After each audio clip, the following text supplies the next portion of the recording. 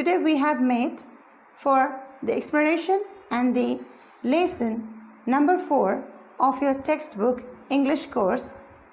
Number 4, from the diary of Anne Frank. The story expresses the aspirations and the hopes of a teenage Jewish girl named Anne Frank. She got this diary, or you can say autograph book, from parents on her 13th birthday. And when she got the diary, she tried to express her thoughts, her aspirations, hopes for the future that was never to be realized again in her life, but she thought she memorized, or so she expressed in a very beautiful manner, very personally, but addressing to someone in a later format, thinking that she was talking to her best friend Kitty. So in that manner, the story, it is written not actually a story, it's a lesson that expresses a girl's thoughts, aspirations, and many things all about her feelings and the relations. So let's start the lesson from the diary of Anne Frank.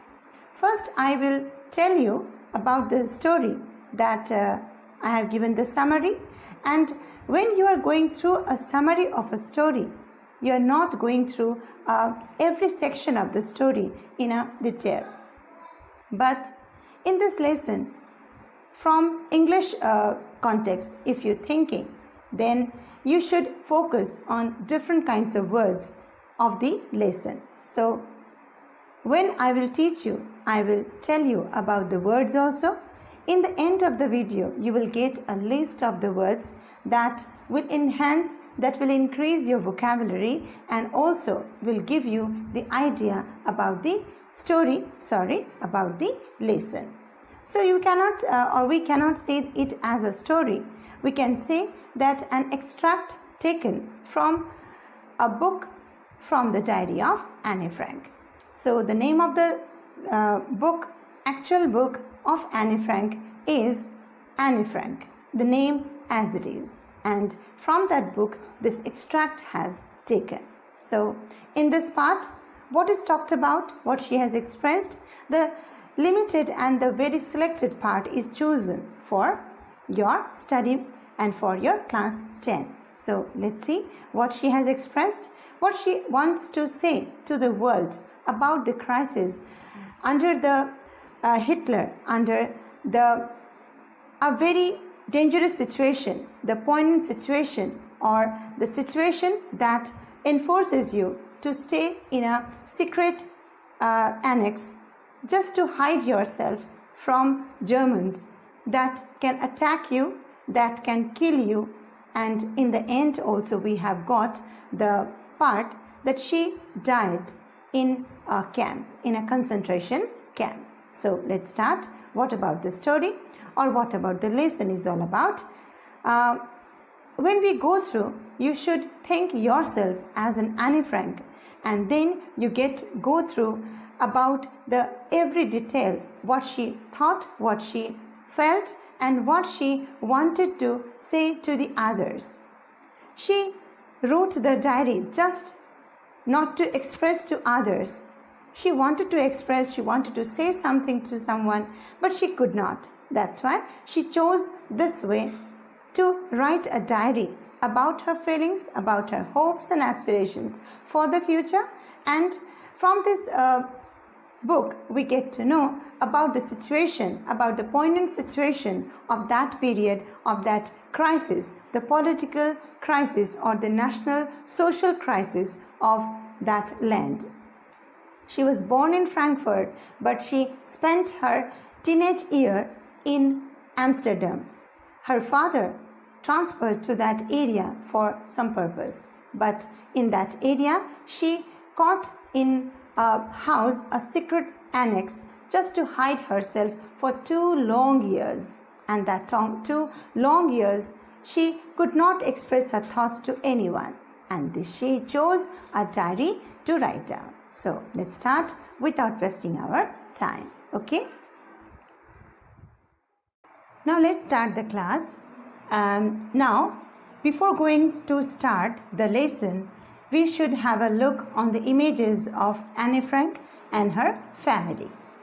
First, this photo is all about a teenage Jewish girl, Anne Frank herself, when she was 13-year-old girl, and she got her diary as an autograph book, as a diary in her life. From that day on, her life has changed. It has transformed, and she started to write a diary about her dreams, aspirations, desires, and also about her daily life, how she spent her teenage years. And another photo. This is little bit grown up, Anne Frank. Now she has got a year or 2 years older, and now she is looking very joyful, very exciting, and very energetic girl. Now the another photo is all about Anne Frank, father Otto Frank holding or having a trophy in his hand, and to the back side Anne Frank's image. Now the another family photo of her mother and sister, and she herself. Sister's name Margot.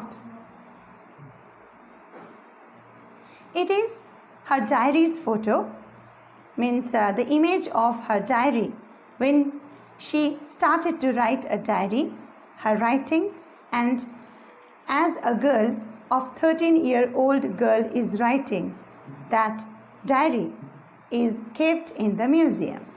Now the last image here in this part is that Otto Frank, who her father published this book named Anne Frank, A Life from Beginning to End. Her father was the only survivor of this situation, and that's why few years later he published this book in her name, Anne Frank. Let's start the class. I will teach you the lesson from the diary of Anne Frank. Any lesson when we read, first we should have a clear idea about the lesson. So before reading the lesson, we should have a short idea or in a summarized form about the lesson, about the thing that we are reading about. So here in our English lesson, here the before you read part is written. So before going through the lesson, we should read the before you read part. So let's start. Now with the name of the girl, the before you read part has started. Anneliese Mary, Anne Frank in short. She was born in 12 June 1929 and she was died in February or in March 1945. Why 2 months are written? Because nothing is clearly in record that written in record that when in which month she was killed. She was killed in concentration camp. So here 2 months are written. She was actually a German born Jewish girl, means in Germany she was born, but actually she belonged to Jewish community. That's why she was called like this, German born Jewish girl. Germany में उनका जन्म हुआ और वो जीविश community को belong करती हैं, इसीलिए उनका परिचय हम इस तरीके से देते हैं कि वो हैं एक German born Jewish girl who wrote while in hiding with her family and 4 friends in Amsterdam during the German occupation of the Netherlands in World War II. ये उस सिचुएशन की बात है जब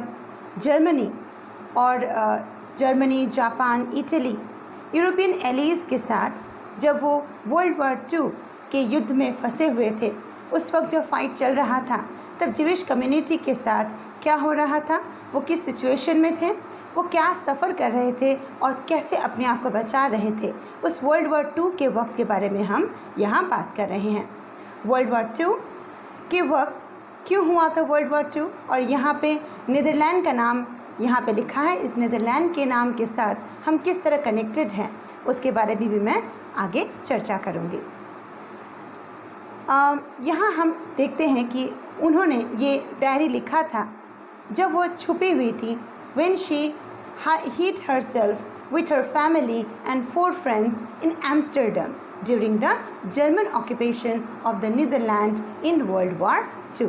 World War II के वक्त, second world war के वक्त, जब वो एम्स्टर्डम में इनकी फैमिली, इनके पापा, इनके पेरेंट्स और वो खुद अपने फैमिली मेम्बर्स के साथ जब वो एम्स्टर्डम में बचपन में रह रही थी, उनके पापा का ट्रांसफ़र हुआ था एम्स्टर्डम में किसी कारणवश, और वहाँ पे रहते हुए उन्हें इस तरीके के मुश्किलों का सामना करना पड़ा और जर्मन सोल्जर्स से अपने आप को बचाना पड़ा, अपने आप को छुपाना पड़ा।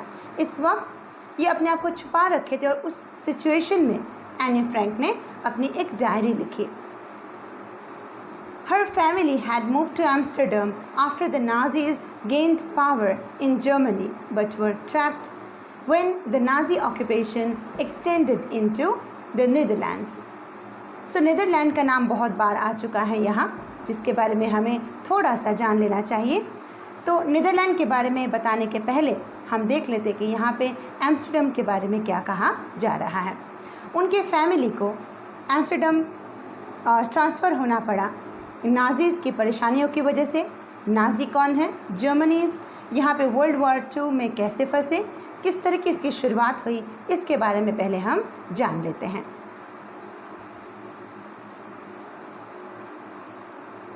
The Netherlands was placed under German occupation, which endured in some areas until the German surrender in May 1945।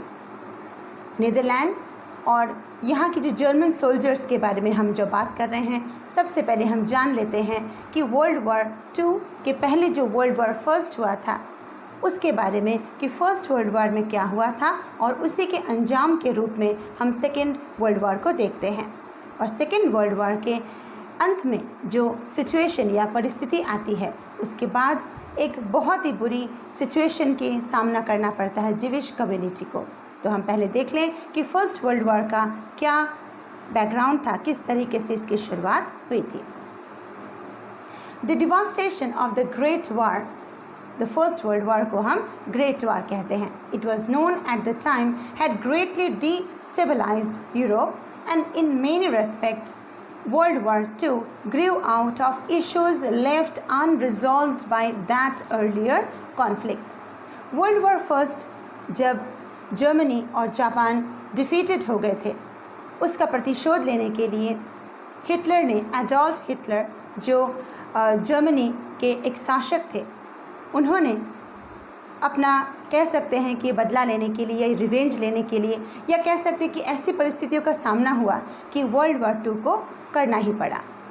तो फर्स्ट वर्ल्ड वॉर से ही काफ़ी हद तक यूरोपियन सिचुएशन, यूरोपियन कंट्री डिस्टेबलाइज्ड हो गई थी, हालत बहुत ख़राब हो गई थी, इकोनॉमिकली, सोशली, पॉलिटिकली, चारों ओर से यूरोपियन कंडीशन, यूरोपियन कंट्रीज़ की कंडीशन बहुत ही बुरी थी। और उसी के अंजाम रूप कुछ सालों बाद फिर से सेकेंड वर्ल्ड वॉर हुआ। World War II grew out of issues left unresolved by that earlier conflict। पहली बार जब ग्रेट वॉर या फर्स्ट वर्ल्ड वॉर हुआ, उनके अंजाम स्वरूप सेकेंड वर्ल्ड वॉर हुआ। कुछ बातें रिजॉल्व होना बाकी थी, कुछ हम कह सकते कि एक रिवेंज के तौर पे फिर से ये युद्ध हुआ। Instability in Germany and lingering resentment over the harsh terms imposed by the Versailles Treaty fueled the rise to power to Adolf Hitler। First world war के अंत में यूरोपियन कंट्रीज़ ने जर्मन और जापान कंट्री के साथ, specially German country के साथ एक ट्रीटी किया था, एक समझौता किया था, वर्सलिस ट्रीटी। और इस ट्रीटी के तहत बहुत ज़्यादा ह्यूमिलिएशन हुआ था जर्मन पीपल का, जर्मन गवर्नमेंट का। इनको बहुत ज़्यादा पैसे और बहुत सारी जो इम्पॉर्टेंट एरियाज़ है उनको यूरोपियन कंट्रीज़ को हैंड ओवर करने के माध्यम से बहुत ज़्यादा ह्यूमिलिएशन और इंसल्ट सहन करना पड़ा। इसी के अंजाम स्वरूप एडोल्फ हिटलर जब वो पावर में आए, जब वो उस कंट्री के शासक बने, रूलर बने, उस वक्त उन्होंने ये ऐसी एक सिचुएशन क्रिएट हुई कि उन्हें सेकेंड वर्ल्ड वॉर को स्टार्ट करना पड़ा। Adolf Hitler and National Socialist German Workers Party, जो उनकी पॉलिटिकल पार्टी का नाम है, abbreviated as NSDAP in German and Nazi party in English. तो उनकी पार्टी का नाम, जिन इतने लंबे नाम को उन्होंने एब्रिविएट किया, शॉर्ट किया, और उन्हें इस पार्टी को जर्मन में NSDAP के नाम से जाना जाता था, लेकिन इंग्लिश पीपल इसे नाजीज़ के नाम से इसे पुकारते थे या इसे कॉल करते थे। तो हमने जाना कि फर्स्ट वर्ल्ड वॉर क्यों हुआ था और उसके परिणाम स्वरूप कैसे सेकेंड वर्ल्ड वॉर को हमने होते हुए देखा। अब हम देखते हैं कि यहाँ पे फर्स्ट वर्ल्ड वॉर और सेकेंड वर्ल्ड वॉर के बाद सेकेंड वर्ल्ड वॉर की स्थिति कैसी है।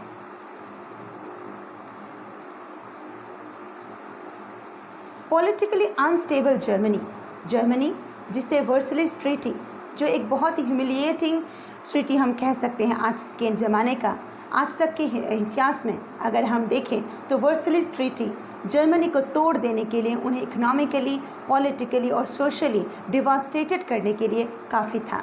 इस वर्सलिस ट्रीटी के वजह से जर्मन अनस्टेबल था, पॉलिटिकली उनकी कंडीशन बहुत ख़राब थी। उसी वक्त एडोल्फ हिटलर जो एक लीडर बनकर, एक नाजी पार्टी के लीडर बनकर एक शासक बने, और जब शासक बनने के बाद उन्होंने देश की बागडोर अपने हाथों में ली।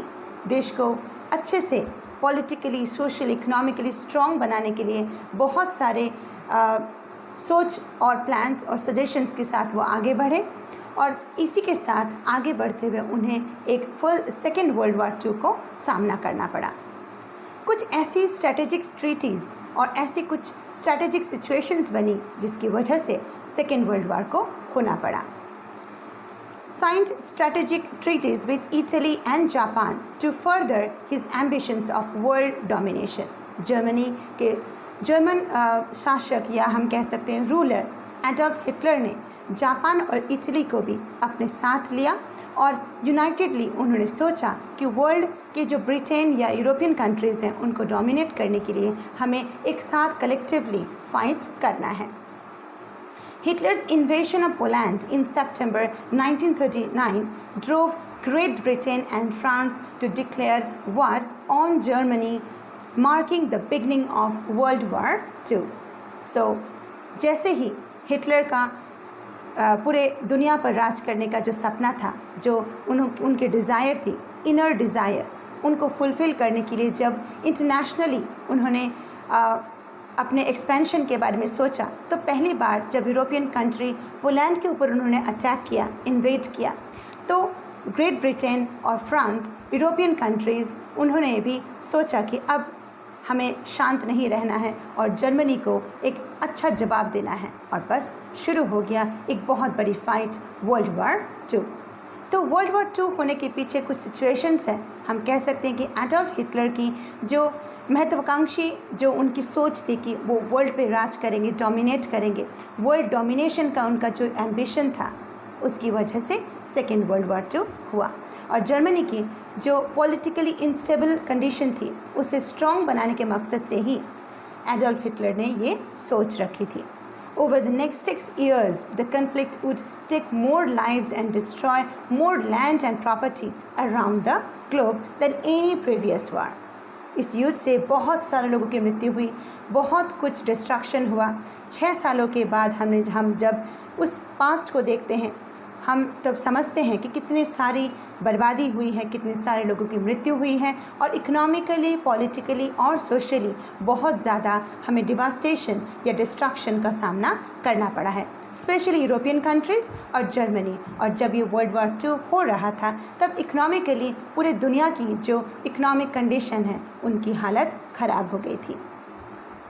अब हम आते हैं नीदरलैंड के पॉइंट के ऊपर कि नीदरलैंड कैसे जुड़ा है इस जर्मन अंडर ऑक्यूपेशन, जिसके बारे में एनी फ्रैंक लेसन में लिखा है। The Netherlands was placed under German occupation. German जो कंट्री कैप्चर कर रही थी, और नीदरलैंड कंट्री को उन्होंने कैप्चर कर लिया था, जो जर्मन ऑक्यूपेशन या डोमिनेशन के अंडर में थी, which endured in some areas until the German surrender in May 1945. 1945 में जब वर्ल्ड वॉर 2 ख़त्म होता है, जर्मनी कंट्री, जापान और इटली जब डिफीटेड हो जाते हैं यूरोपियन एलीज, उनके मुकाबले जब वर्ल्ड वॉर 2 का अंजाम ये होता है कि जर्मनी को सरेंडर करना होता है, उस वक्त तक नीदरलैंड जर्मन डोमिनेशन या ऑक्यूपेशन के अंडर में ही था। और उस सिचुएशन में एनी फ्रैंक और उनके फैमिली मेम्बर्स और सारे जीविश कम्युनिटी के लोग नीदरलैंड और एम्स्टर्डम यूरोपियन कंट्रीज़ में यूरोपियन एरियाज़ और यहाँ पे शहरों में लोग परेशान थे, स्पेशली जीविश कम्युनिटी के पीपल जो इस कंट्रीज़ में यूरोपियन कंट्रीज़ में रहते थे और जर्मन डोमिनेशन या ऑक्यूपेशन की वजह से उनको अपनी ज़िंदगी के लिए डरना पड़ रहा था और छुपे रहना पड़ रहा था।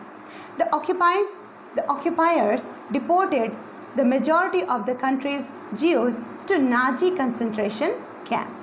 The occupiers, जिन्हें occupiers हम कह सकते हैं, जर्मन occupiers, जर्मनी कंट्री ने जब नीदरलैंड को कैप्चर कर लिया है तो जर्मनी ने या जर्मन सोल्जर्स ने पूरी कोशिश की कि जीविश पीपल को नाजी कंसंट्रेशन कैंप में ज़्यादा से ज़्यादा उनकी मृत्यु हो, उनको यहाँ पे मारा जाए, किल किया जाए और एक बहुत बड़ा एक मुहिम चलाया जाए जिससे कि जीविश कम्युनिटी एकदम ख़त्म हो जाए, उनका अस्तित्व एग्जिस्टेंस कम्प्लीटली डिस्ट्रॉय हो जाए। तो मैंने सोचा कि जब नीदरलैंड का पॉइंट और वर्ल्ड वॉर 2 का पॉइंट यहाँ पे इस एनी फ्रैंक स्टोरी में रिलेटेड है, तो हमें थोड़ा सा वर्ल्ड वॉर 1 और 2 और नीदरलैंड के पॉइंट को समझ लेना चाहिए, जिससे कि हम समझ पाएंगे कि ये नीदरलैंड का पॉइंट यहाँ क्यों लिखा है और वो इतना क्यों डरे हुए थे, क्या सिचुएशन हुई कि हमें नीदरलैंड के बारे में यहाँ पे लिखा गया है। अब हम एनी फ्रैंक के बारे में बात करते हैं।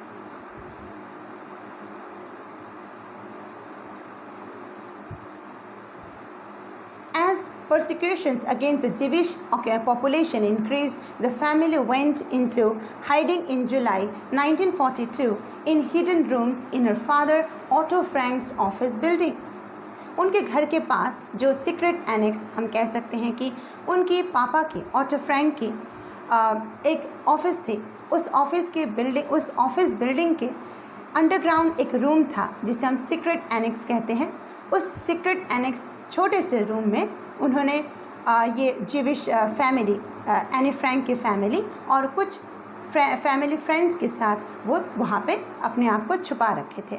After 2 years in hiding, the group was betrayed and transported to the concentration camp system where Annie died of typhus in Bergen-Belsen within days of her sister Margot Frank.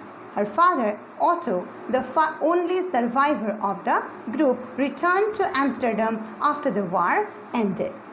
So, 2 साल के वक्त तक उनको वहाँ पे छुपे रहना पड़ा और छुपने के बाद जब किसी एक पड़ोसी या नेबर के विश्वासघात की वजह से या उनके कह देने से कि यहाँ एक जीविश कम्युनिटी छुपी बैठी है और उनको जर्मन सोल्जर्स को इसकी खबर हो जाती है और तब उनको जब पकड़ा जाता है तो उन्हें कंसंट्रेशन कैंप में ट्रांसफ़र किया जाता है जहाँ पे एनी की मृत्यु हो जाती है। मार्गोट फ्रैंक जो उनकी सिस्टर थी उनकी भी मृत्यु होती है। बस इस कंसंट्रेशन कैंप में लकीली उनके पापा, उनके father auto Frank, the only survivor of the group रह जाते हैं। सिर्फ वही थे जो वो ज़िंदा रह पाए। और उसके बाद जब जर्मनी कंट्री ने या जर्मन सरेंडर हो गया 1945 को, ये युद्ध सेकेंड वर्ल्ड वॉर ख़त्म हो जाता है, तब ऑटो फ्रैंक एम्स्टर्डम लौट गए और इस युद्ध के ख़त्म होने के बाद उनको एम्स्टर्डम लौटना पड़ा और लौटने के बाद उन्होंने इस डायरी को जो उनकी बेटी एनी फ्रैंक ने लिखा था, उस डायरी को उन्होंने अपने पास सेव करके रखा। Her father, Otto, the only survivor of the group, returned to Amsterdam after the war ended to find that her diary had been saved, convinced that it was a unique record. जब उन्होंने इस diary को पढ़ा तो उन्होंने समझा कि ये तो बहुत यूनिक रिकॉर्ड है, इसके बारे में पूरे वर्ल्ड को जानना चाहिए कि किस सिचुएशन में हम थे, किस सिचुएशन में हमने सफ़र किया, और जिविश कम्युनिटी के फीलिंग्स और एस्पिरेशंस को दिखाने का इससे अच्छा मौका नहीं हो सकता है। He took action to have it published in English under the name The Diary of a Young Girl. So उनकी जो किताब है उस किताब को उन्होंने एक नया नाम दिया The Diary of a Young Girl। और आपका जो लेसन है From the Diary of Anne Frank, तो उनकी डायरी से एक पार्ट आपको पढ़ाया जा रहा है। उस पार्ट को पढ़ते हुए हम समझ पाएंगे कि एनी फ्रैंक ने अपनी ज़िंदगी में क्या बनने के बारे में सोचा, उन्होंने अपने फ्यूचर के बारे में क्या सोचा, उस सिचुएशन में रहते हुए उन्होंने कैसे कॉन्फिडेंस के साथ काम किया, कैसे अपनी फैमिली मेम्बर्स को मोटिवेट किया। इन सारी बातों के बारे में जब हम उनकी डायरी को पढ़ेंगे तब हम समझ पाएंगे।